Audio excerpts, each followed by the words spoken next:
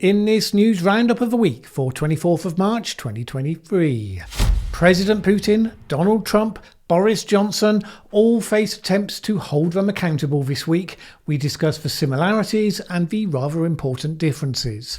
A Ukrainian military commander gets demoted for admitting to large-scale casualties on his side.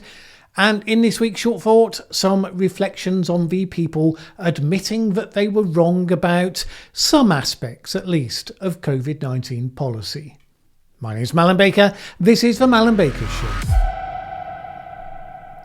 This week started with the International Criminal Court issuing a warrant against Russian President Vladimir Putin for direct responsibility for Russian war crimes. It proceeded with a will they, won't they dance over the potential criminal indictment of Donald Trump by the Manhattan District Attorney over whether he paid hush money to Stormy Daniels. And then midweek we hit the Parliamentary Committee looking at to decide whether former Prime Minister Boris Johnson knowingly or even maybe recklessly told untruths to Parliament, for judgments on which could come with consequences that could be the end of his political career, such as it is. In every case, the accused hit back, saying that the charges were being made in a partisan and unfair way. And every case raises questions about leadership and accountability and whether this sort of outcome is now going to become the standard part of political discourse. So let's take a look at each of them in turn. Firstly, Putin's indictment by the International Criminal Court. On the one hand, you could dismiss it fairly lightly. Russia does not recognise the jurisdiction of the ICC, neither does China. Come to that, neither does the United States. So you might ask, why does it even matter what they think? But of course it does matter, because what's at stake is the question of whether nations can be held to account against a basic standard that says you don't commit massive crimes against humanity. Right now, whether you think Putin is or isn't guilty of such a thing is almost beside the point. The starting principle is, do we have an international world order where the powerful can, however imperfectly, be held to account if they commit the most egregious atrocities against their fellow humanity? The countries in the world most inclined to use their power against others, externally or internally, have said that they will not subject themselves to that sort of oversight.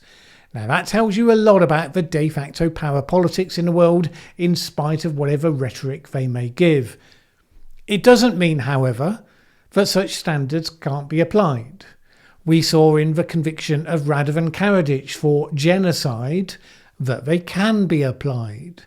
Maybe we will see it in the future, probably not the early future, in the case of Vladimir Putin. But such things are governed a lot by the politics. Do people believe the charges that China is responsible for genocide against the Uyghur Muslim population? It's a charge that's often made, often stated as fact, and yet there has been no such similar move against the Chinese leadership. So either the authorities don't believe it to be true in terms of the legal definition of genocide, in other words, it's something that's ugly, but it's not hitting that bar of crimes against humanity. Or they believe that it does fit the definition, but it doesn't suit the geopolitics of the moment to pursue it. And that's at the heart of the challenge at this level. Geopolitics is always a massive factor in these equations. So the veneer of impartial justice, it needs to be there. Should the political motivation lead to a prosecution, it needs to be based on substance and not some show trial. By and large, I believe that the ICC has dealt with substance, but the fact that who gets prosecuted and for what is not similarly universally applied and objective makes it fraught as a process of accountability. None of that says that Putin should not be prosecuted or doesn't deserve to be found guilty of crimes against humanity. Some would contend the same about George W. Bush, Tony Blair over the Iraq War. Some certainly argue, as we just said, the same for Xi Jinping. In all of those cases, there is a legal definition to be met, evidence for and against. I wouldn't presume to predict the outcome. But some cases would not be brought, while others might be. And that's the element that highlights flaws in the system that tries to define and enforce global accountability. Interestingly, some of the same dynamics could be held to be at the heart of the Manhattan Trump prosecution. Trump is being pursued by the Manhattan District Attorney largely because of the politics, and the truth stands independent of the question of whether or not Trump is actually guilty. I mean, Alvin Bragg actively campaigned for the position of District Attorney on the promise of investigating Trump. It's as classic a case as you will find of politicising the law against an opponent. The argument on the other side is, as you might expect, that no man should be above the law in the way that Trump seems to think that he should be. And that is obviously true. No man should be above the law. And yet it's impossible not to notice the only reason the DA was even considering this case was because it's Trump. Out of all the cases that might be coming to the DA's desk in 2023, why this 2016 one? And the fact that Trump is a declared candidate in the next presidential election is a rather key additional element. The complicating factor here is that a number of legal analysts, including those who would really like to see Trump behind bars, rate the substance of the Manhattan case as legally dubious. The principle that the money paid to keep porn actress Stormy Daniels quiet about her sexual encounters with the married Trump was all about supporting his election campaign and therefore counted as undeclared election expenses, it's hard to prove that, versus the alternative version of Trump simply not wanting Melania to know that he'd done the dirty on her. From the prediction by Trump that he would be arrested early in the week, an eventuality which did not emerge, it seems likely that pressure has been applied on Bragg to step back on the case, to let other cases with a higher chance of success against Trump with less obvious political baggage to come to fruition first. Specifically the Georgia case, which is about the allegation that the former president was calling in trying to fix an election result, which again, it's all political calculation. Some Democrats are determined to nail Trump with a legal indictment to seek to impede his ability to stand in the next election.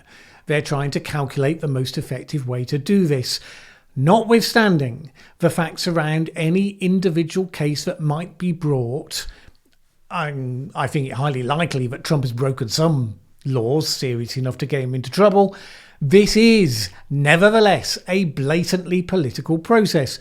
It seems like such a good idea to people who are blinded by their position in the trench warfare of politicised America that they don't even notice it's more likely to benefit their target politically than to damage him. Yes, nobody should be above the law, impartially applied. But when people strongly suspect, because they see what is actually genuinely there, that this is being used instead in a partisan witch hunt, then they're more likely to rally to the defence of the target. The point is, of course, that a presidential candidate trying to fix an election is absolutely something that should be prosecuted, if it can be proved. The challenge with Trump was always that he spoke in such a barely coherent way that whatever he said, you always had the defence that the words were open to differing interpretations, and whichever interpretation would get him into the least trouble, that's the one that he actually meant. Who knows whether that is a good defence on the Georgia case? Well, obviously Trump's political opponents think they know for sure, and his supporters think they know for sure. If you're looking for the principle that justice has not only to be done, but to be seen to be done, none of it is a promising starting point. I've occasionally talked about the danger that America faces from descent into actual civil war, at least at some level in terms of breakdown of consent in its shared system, even if that doesn't mean armed forces on each side going into battle.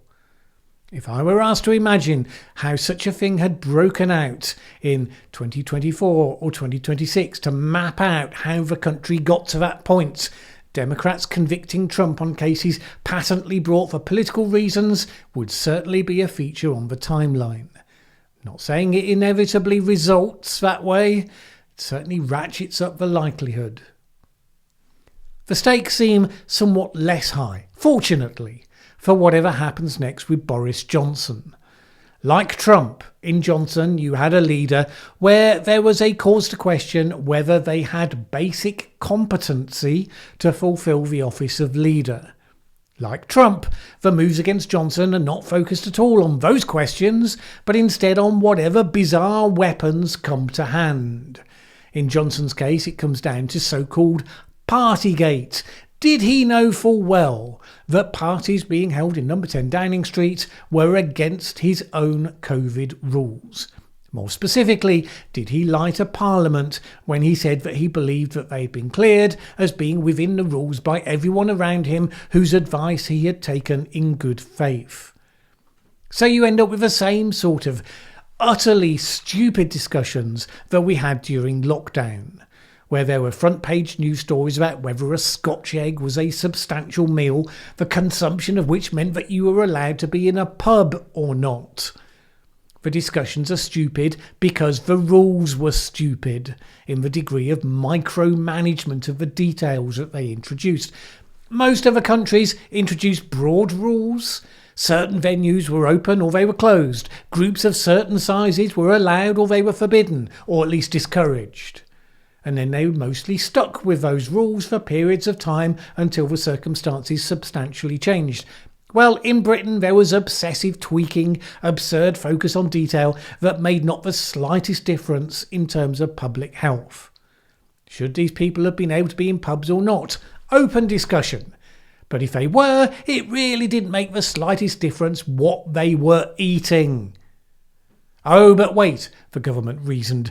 If they just went and had drinks, well, then they might start to get sloppy drunk and start disregarding other rules. So we've got to think for them, which is what you would describe as overthinking the problem, if you were being kind. So that being the backdrop, it is perhaps fitting that you have an inquiry focusing on whether or not there should have been a cake present, whether or not there should have been wine present. On one level, you want to shout, who cares? If these people were all working together all day, what difference does it make if a cake appears at some point? Cake not being a known transmission vector for COVID-19. But that's largely the point. The stupid rules were, at the time, being imposed on everyone else. So you get judged by the rules that you brought to apply to the nation, not by the rules that you should have applied, with the benefit of hindsight or basic common sense. And it matters because, like Trump, Johnson rather fancies a second chance at the top job. And because political parties now value personality and ideology more than boring old things such as competence and honesty, it's not beyond the bounds of possibility that it could come to pass. So once again, we have ended up with a reasonably obviously political process. The parliamentary committee gets to judge whether Johnson broke the rules. It widened the scope of how it measures that, apparently to make it more likely to come up with a guilty verdict, to the degree where it's widely thought that if that process were to be challenged by a judicial review, it would be ruled as unfair and unlawful. But here's the rub. As a parliamentary process, it's not subject to judicial review. If they call for Boris Johnson to be suspended from the Commons for longer than 10 days as a penalty, he will be subject to a possible recall ballot for his parliamentary seat.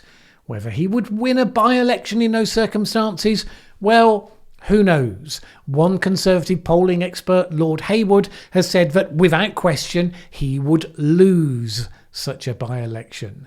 That kind of accords with my gut instinct. Although in the real world, pollsters and, yes, even my gut instinct are sometimes mistaken. The real point is this, and it comes through all of these instances. Vladimir Putin, Donald Trump, Boris Johnson, all of them showed an immense lack of integrity in office in some way, shape or form. They lie routinely in ways that are patently, obviously shown to be lies, and they just shrug and lie some more. This week, a BBC Question Time audience that had a higher percentage of people who said that they had voted Tory in the last election than any other party, they were asked for a show of hands of who thought Boris Johnson had been telling the truth to the inquiry that day. Nobody, not a single hand went up. Everybody took it as obvious he was lying, and yet still that doesn't seem to end the process. Here's one of the key points. Putin has the wide support of the Russian people.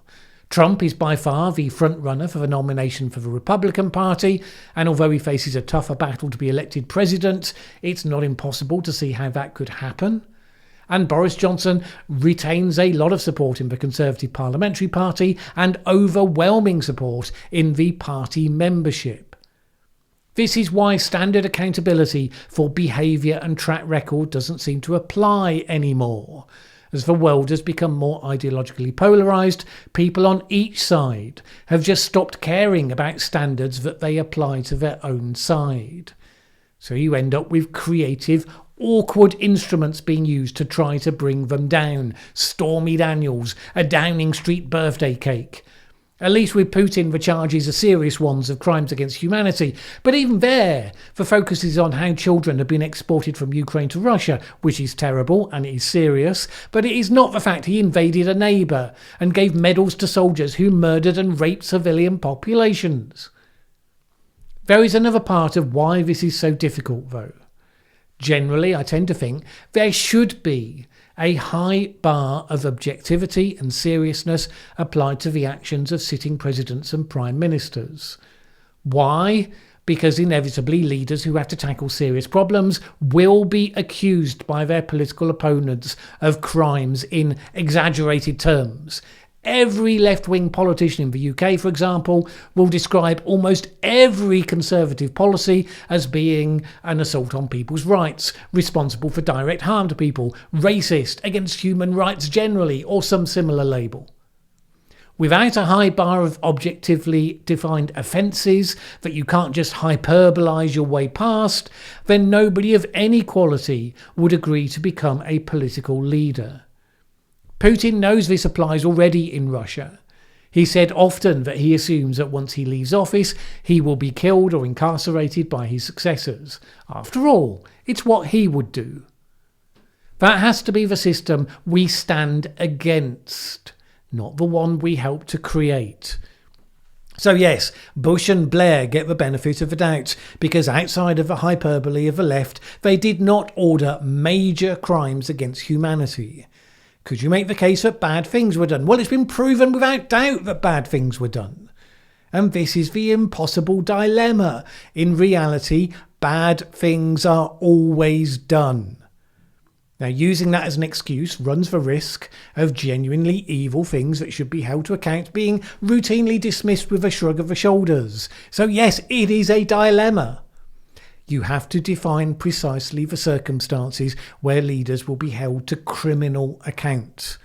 You have to have an independent system that can judge on those things that falls outside of partisan hyperbole. And yes, these exercises in attempted accountability demonstrate that the world has precious few such mechanisms in place, and we are very vulnerable to the plunging standards of political leadership we see around us. We should be concerned about that. Speaking of accountability gaps, in amongst all the things we get told, it's worth spending a moment reflecting on some of the things we don't get told. We often find out about such things eventually, of course, but all that does is to underline how useful it would have been to know them at the time. Well, one thing, for instance, that did get referenced this week, although few mainstream outlets reported it, was our first acknowledgement of heavy losses on the side of Ukraine in the war with Russia. As you probably know, Ukraine keeps the scale of its battlefield losses as a closely guarded secret, something the majority of Western news outlets are happy to go along with. And look, I don't blame them for that. They are fighting a war, and that sort of information is useful. Nevertheless, I still think we have an interest in knowing. Not least because I expect Russia has a pretty good idea of what the figure is. It's Ukraine's own people that it's trying to protect from bad news.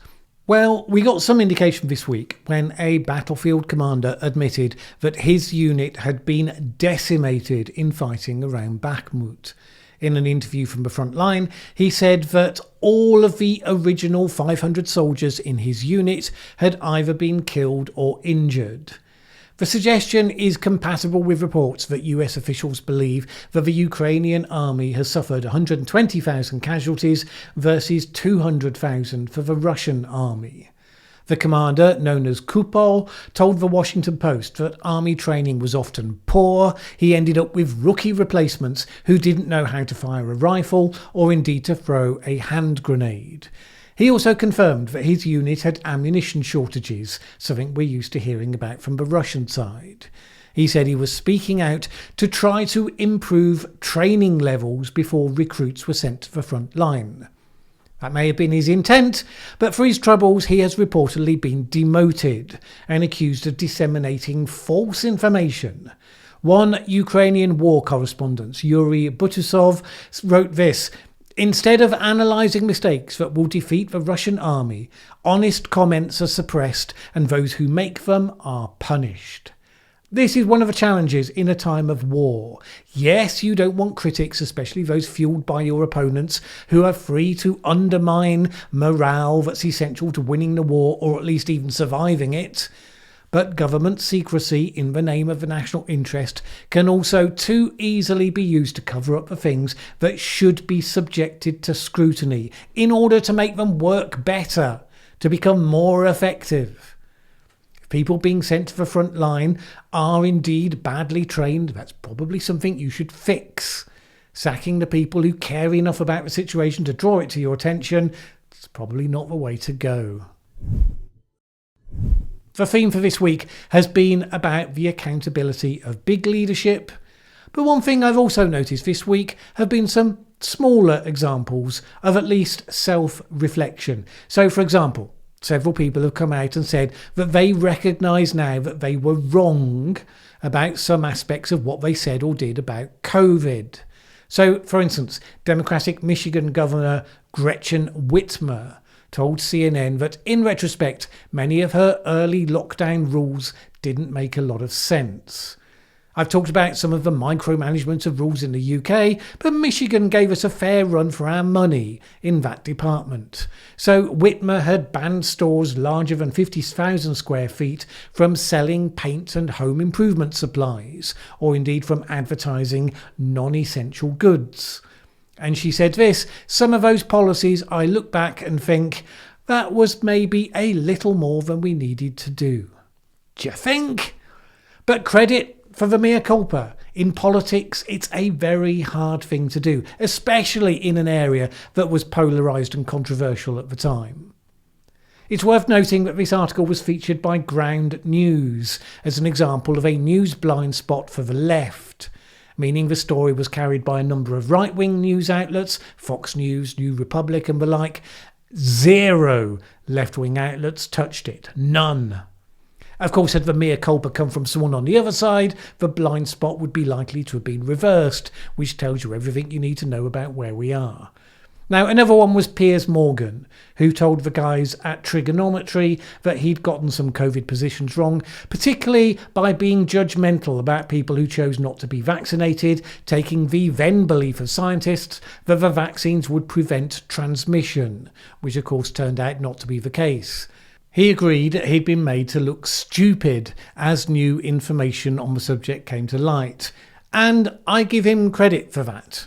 It's not an easy thing to do, but I don't get a sense that either of these characters have absorbed the real lesson, which is that maybe you shouldn't jump to being judgmental of others quite so quickly, especially based on incomplete and changing evidence.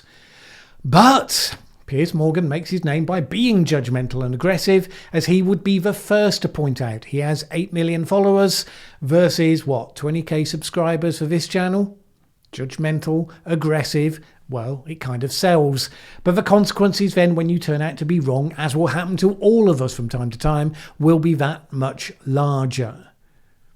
By the way, I've not been overly impressed by the general commentary in response to those admissions. Lots of people on the other side saying their apologies are not good enough, that they were wrong about everything, and the commentator's side was right about everything. All that speaks to is the fact you haven't matched the self-awareness and self-reflection of the person that you're criticising. Neither side got everything right in this situation. The more vocal and sure of themselves people were, the more likely they were to be egregiously wrong, and most of them haven't admitted it. Lots of them are under the complete misapprehension that everything they ever believed has now been proven as fact. But then, as Ground News demonstrated, part of that comes from the fact that the news that they happen to consume is deeply selective about what facts get shared and which ones get ignored. As always, take steps to break out of your own bubble. And if you can't identify any point on which you were wrong in the last year, you're probably not doing that self-reflection thing right. All right. Thanks to all of you for the positive feedback following last week's episode and the question I asked then about the type of content that I do in the future. Right now, I'm in the middle of a bunch of stuff. A village thing that comes to a conclusion at the end of next week, a client project that takes up a part of the coming week as well, and another drama that I'm hoping doesn't come to anything. All of which means that I'm not messing with things here for the next week. But I will be changing the video formats in the way that I flagged once we get to April. Hopefully you will like the result, and it will help to move the channel along a bit as well. In the meantime, of course, my thanks go to my Patreon supporters, because I couldn't even get the time that I've had over the last few months to do the videos I have been able to do without their support. If you would like to add your support for the independent, fact-focused and non-ideological content I aim to produce here, please head on over to patreon.com/Mallen Baker. It is always appreciated. Either way, have a great week. My name is Mallen Baker. This is the Mallen Baker Show.